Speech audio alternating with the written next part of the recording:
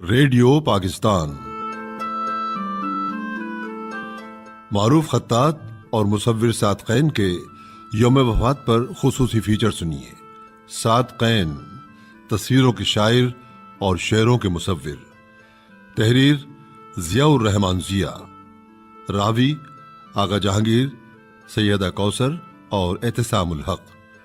پیشکش ریڈیو پاکستان کراچی۔ صادقین کون ہیں؟ خود اپنے فن کے بارے میں کہتے ہیں، ایک بار میں ساحری بھی کر کے دیکھوں، کیا فرق ہے شاعری بھی کر کے دیکھوں، تصویروں میں اشعار کہے ہیں میں نے، شعروں میں مصوری بھی کر کے دیکھوں۔ صادقین کا شمار پاکستان ہی نہیں، دنیا کے عظیم مصوروں میں کیا جاتا ہے۔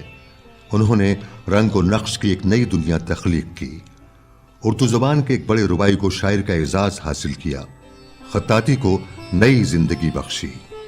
وہ شب و روز تخلیق میں مصروف رہے، ہزاروں تصویریں، ہزاروں خطاطی کے نقش۔ انہوں نے ہمیں ہر روز اوسطاً ایک تخلیق سے نوازا۔ ان کے آرٹ کی باقی رہ جانے والی تخلیقات کی مادی قیمت کھربوں میں ہے۔ وہ جلد ہمیں بہت کچھ دے کر بہت جلد رخصت ہو گئے۔ صادقین کا پورا نام سید صادقین احمد نقوی ہے۔ انہوں نے اپنے لیے فقیر، نقاش، خطاط، آسی، افی انہو کے الفاظ استعمال کیے۔ افی انہو کے معنی ہیں خدا اس کے گناہ معاف کرے۔ ویکیپیڈیا کے مطابق صادقین 1923 میں پیدا ہوئے، لیکن ان پر تحقیق کے بین الاقوامی ادارے صادقین فاؤنڈیشن نے اپنی تمام تصانیف میں سن پیدائش 1930 درج کیا ہے۔ صادقین کے آباء و اجداد 6 صدیوں سے زیادہ عرصے سے یوپی کے قصبے امروہہ میں آباد تھے۔ ان میں سے اکثر زمیندار تھے۔ وہ آموں کے باغات اور کھیتی باڑی کے لیے زمین کسانوں کے حوالے کر کے سماجی کاموں اور شاعری، موسیقی، قرآنی خطاطی اور اسی طرح کی دوسری سرگرمیوں کے لیے خود کو وقف کر دیتے تھے۔ صادقین کے والد سید سبطین احمد نقوی اور والدہ فاطمہ خاتون کا تعلق ایک ایسے ہی مڈل کلاس گھرانے سے تھا۔ صادقین نے 5 سال کی عمر میں اپنے خاندانی مدرسے امام المدارس میں داخلہ لیا۔ 9 برس کی عمر میں شعر کہنے اور 10 برس کی عمر میں مصوری کا آغاز کر دیا۔ جغرافیہ کی پوری کتاب اور ورلڈ اٹلس کے کچھ حصے بغیر دیکھے کاغذ پر منتقل کیے۔ پڑوسی کی سفیدی کی ہوئی دیواروں پر کوئلے سے دوسری جنگ عظیم کی فوجیوں کی ایک جگہ سے دوسری جگہ منتقلی کا نقشہ کھینچ ڈالا۔ اپنی بہن کی وفات پر 15 برس کی عمر میں 46 بندوں پر مشتمل ایک مرثیہ بھی تخلیق کیا۔ صادقین کے بھتیجے سلطان احمد کہتے ہیں، ہمارے ہاں جو فنکاری تھی یا وہ عام طور سے شاعری کے اوپر سب سے زیادہ زور دیا جاتا تھا، اور وہاں شاعری ہوتے تھے، تو وہاں پر بھی شاعر تھے۔ ویسے ہمارے خاندان میں یا ہمارے داداؤں میں جو تھے وہ خطاط بھی تھے، قلمی قرآن شریف لکھنا ان کا مشغلہ تھا۔ پھر عمارت سازی بھی تھی، جو وہاں پر دیوان خانے بنتے تھے، ان کی آرائش وغیرہ وہ بھی خود ہی وہ لوگ کرتے تھے۔ تو لیکن یہ کہ مصوری کا کوئی وہاں پر کوئی کسی کو اندازہ بھی نہیں تھا کہ یہ کیا ہوتی ہے، لیکن انہوں نے بھی اپنی جو اظہار رائے کا پہلا جو صنف چنی تھی وہ شاعری ہی تھی، اور یہ سمجھیں کہ 16، 17، 18 سال کی عمر تک ان کی اتنی شاعری جمع ہو گئی تھی کہ ان کی ایک کتاب جو تھی جزو بوسیدہ کے نام سے، وہ ابھی بہت بعد میں انہوں نے اپنی زندگی میں اسے چھاپ لیا تھا، جو ہی بچی کچی تھی۔ کتاب میں بھی یہ ہوتا تھا کہ وہ جو شاعری کرتے تھے اس کی خوشخطی خود کر کے، اس کا سارا جتنا بھی مرتب کر کے اسے مجلد کر کے اسے رکھتے تھے محفوظ اپنے پاس۔ جب شاعری کرتے تھے تو انہوں نے اپنا تخلص بھی کیا تھا، یعنی کہ صدق تخلص کرتے تھے۔ اگر ان کے فن کو سمجھنا ہے تو ان کی شاعری پڑھے بغیر آپ تو مصوری نہیں سمجھ سکتے، اور مصوری کو سمجھنے کے لیے بھی شاعری کو سمجھنا ہوگا آپ کو یا پڑھنا ہوگا۔ صادقین امروہہ سے میٹرک کر کے 1946 میں اپنے بھائی کے پاس دہلی آ گئے۔ وہ ان دنوں آل انڈیا ریڈیو میں ملازم تھے۔ صادقین کو بھی آل انڈیا ریڈیو میں بطور خوشنویس نوکری مل گئی۔ वो अदीबों और शायरों की तख्लीक़ात को इस तरह नक़ल करते कि उन्हें ख़त्ताती का एक हसीन मुरक्का बना देते। उन्हें जो देखता हैरत ज़दा रह जाता। ऑल इंडिया रेडियो में उस दौर के तमाम बड़े अहले फ़िक्र व दानिश से मुलाकात हुई। उन्होंने वहाँ कैटलॉग के लिए क्लासिक उर्दू शोरा के स्केच भी बनाए। वहाँ उनका अदबी ज़ौक़ पे परवान चढ़ा। 18 बरस की उम्र में मुस्तकिल तौर पर रुबाइयात कहना शुरू कर दी। 1948 में सादिक़ैन ने कलकत्ता यूनिवर्सिटी से बतौर बैरूनी तालिब इल्म ग्रेजुएशन कर लिया। उनके मज़ामीन में आर्ट, तारीख और जोग्राफिया थे। 1948 ही में पाकिस्तान हिजरत की। अपने भाई के साथ ठट्टा के करीब वाक़े मकाम सजावल में रिहाइश इख्तियार की। वहाँ गज़लें, नज़में, मरसिये और रुबाइयात कहीं। बाद में वो मजमुआ जुज़्व बोसीदा के उन्वान से शाया किया। 1950 में सिंध के एक और मकाम सकरन में वाक़े ज़रई कॉलेज के बॉटनी डिपार्टमेंट में बतौर इलस्ट्रेटर वाबस्ता हो गए। 1951 में कई माह कोयटा में क़याम किया। वहाँ उन्होंने पेन और रोशनाई से पोर्ट्रेट और लैंडस्केप तख्लीक किए। सादिक़ैन 1952 में रेडियो पाकिस्तान कराची से बतौर असिस्टेंट प्रोड्यूसर मुंसलिक हुए। 1953 में उन्होंने अपना पहला कैटलॉग तरतीब दिया, जिसमें ख़ानदान के अफराद समेत गलियों और ट्रेन में सफ़र करने वाले आम अफराद के पोर्ट्रेट शामिल थे। 1954 में कोयटा के टाउन हॉल में उनकी 35 मुंतखब तख्लीक़ात की पहली सोलो नुमाइश हुई। फिर उन्होंने खुद को नक्शो निगार की दुनिया ही में आबाद कर लिया। आराम से भाग कर गुजारा मैंने, दुनिया से त्याग करो गुजारा मैंने, हर दिन को मुसीबत से है काटा और फिर हर रात को जाग कर गुजारा मैंने। हुसैन शहीद सोहरवर्दी से मुलाकातों ने उनकी जिंदगी का रुख तब्दील किया। वो 1954 में कराची में नाज़िमाबाद चौरंगी पर वाक़े सादिक़ैन की रिहाइश गाह सिप्तैन मंजिल आए और वहाँ सादिक़ैन की तख्लीकी काविशें देखकर बहुत मुतासिर हुए।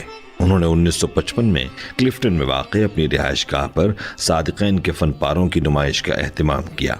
वहाँ अहले दानिश, सरकारी ओहदेदार और मीडिया के नुमाइंदे भी बड़ी तादाद में आए।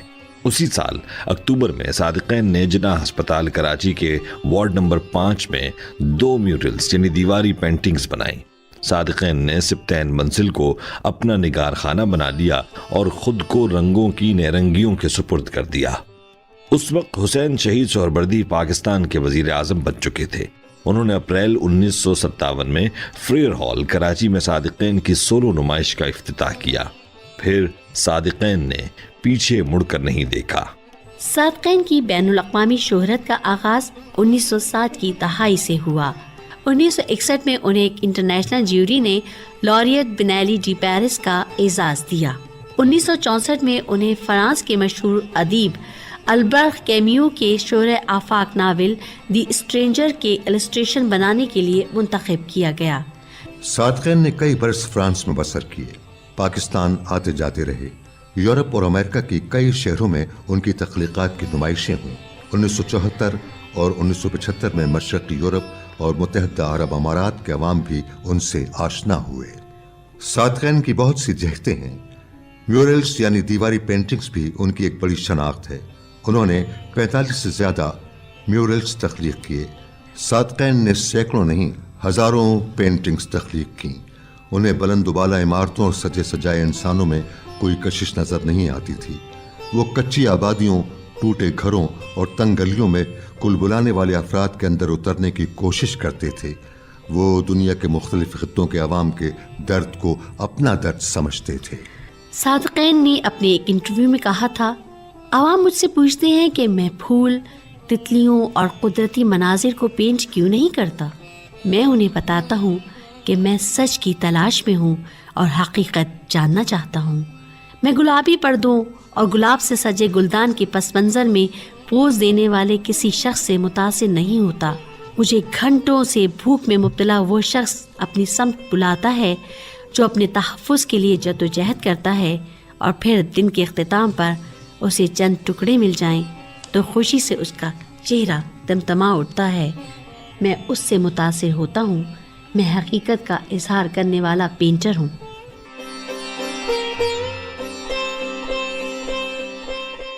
صادقین کی ڈرائنگز میں بھی انسانی کرب اپنی پوری شدت سے موجود ہے۔ وہ لکیریں نہیں، روشنی کی کرنیں ہیں جو دیکھنے والوں کو سوچنے پر مجبور کرتی ہیں۔ ان کی کئی سیریز بڑی مقبول ہوئیں، مثلا کیکٹس سیریز، ہوپ سیریز، سن سیریز، کرائسٹ سیریز، دی کرو اینڈ اسکیئر کرو series, house of lord series اور سر وقف سیریز۔ کیکٹس سیریز تو ان کی پہچان بن گئی۔ کیکٹس کو انہوں نے بڑی خوبصورتی سے جد و جہد کی علامت بنایا۔ آرٹ کے مشہور نقاد ڈاکٹر اکبر نقوی نے اپنی شاہکار کتاب image and identity paintings sculpture in Pakistan میں درست ہی لکھا ہے، اگر صادقین ڈرائنگز کے علاوہ اور کچھ بھی تخلیق نہ کرتے تب بھی ان کا شمار ملک کے عظیم فنکاروں میں کیا جاتا۔ صادقین کی رباعیات کا پہلا مجموعہ 1970 مئی میں رباعیات صادقین نقاش کے عنوان سے شائع ہوا۔ بعد میں صادقین کی رباعیات کے 3 اور مجموعے شائع ہوئے۔ یہ اردو ادب میں ایک منفرد کاوش ہے۔ صادقین نے اس خطے کے 3 عظیم شاعروں غالب، اقبال اور فیض کے اشعار کو بھی نقش و نگار سے سجایا۔ صادقین نے غالب کے اشعار کو تصویری روپ 1968 اور 1969 میں دیا۔ علامہ اقبال کی پیدائش کی 100 سالہ تقریبات 1977 میں منائی گئیں۔ اس سال صادقین نے اقبال کے اشعار کو رنگ اور لکیروں میں منتقل کر کے دنیا ادب کو ایک خوبصورت تحفہ بخشا۔ فیض احمد فیض کے اشعار کو صادقین نے 1971 اور 1985 میں نئے معنی پہنائے۔ صادقین نے بڑے پیمانے پر خطاطی کا آغاز دسمبر 1968 سے کیا۔ سورہ رحمان، سورہ یاسین اور اسماء حسنہ نے ان کی خطاطی کو نئی رفتیں عطا کی۔ جب دل میں ہر ایک درد کو پالا میں نے، شاہکار کو سینے سے نکالا میں نے، ایک کرب وجود ہے کہ جس کو پہ ہم ان نقش و نگار میں ڈھالا میں نے۔ صادقین نے جولائی 1969 میں سورہ رحمان کے حسن کو اجاگر کرنے کی کوششیں کی۔ اسی سال نومبر میں اسٹیٹ بینک آف پاکستان میں ہونے والی انٹرنیشنل اسلامک کانفرنس میں صادقین کی خطاطی کے نمونوں کی نمائش ہوئی۔ اپریل 1972 میں لاہور میوزیم کی اسلامک گیلری میں 260 فٹ لمبے لکڑی کے پینل پر سورہ یاسین کی خطاطی کر کے اسے میوزیم کو ہدیہ کر دیا۔ جنوری سے جون 1974 تک لاہور میوزیم ہی میں خطاطی میں مصروف رہے۔ اکتوبر سے دسمبر 1976 میں اسماء حسنہ کو مربع شکل کے ٹکڑوں پر پینٹ کر کے اسے لاہور کے شہریوں کو نذر کر دیا۔ دسمبر 1977 میں لاہور میوزیم ہی میں کیلیگرافک آرٹس پینٹ کی۔ 1985 میں کراچی میں سنگ مرمر پر اسماء حسنہ تحریر کر کے نیپا کو تحفتاً پیش کیے۔ مارچ اپریل 1986 میں سنگ مرمر کی 40 الواح پر سورہ رحمان لکھی اور اسے کراچی کے شہریوں کی نذر کیا۔ صادقین نے اپنی خطاطی میں لگے بندھے اصولوں سے انحراف کیا اور حسن جمال کو پیش نظر رکھا۔ اسی لیے کئی سکہ بند خطاط نے ان کے فن کو شدید تنقید کا نشانہ بنایا، لیکن عوام نے انہیں بہت سراہا۔ نقادوں کی آراء صادقین کی مقبولیت میں چھپ کر رہ گئی۔ معروف خطاط اور مصور صادقین کے یوم وفات پر خصوصی فیچر صادقین تصویروں کے شاعر اور شعروں کے مصور آپ سن رہے تھے۔ تحریر ضیاء الرحمان ضیاء، راوی آغا جہانگیر، سیدہ کوثر اور احتسام الحق، تدوین محمد نواز، پروڈیوسر احتسام الحق، پیشکش ریڈیو پاکستان کراچی۔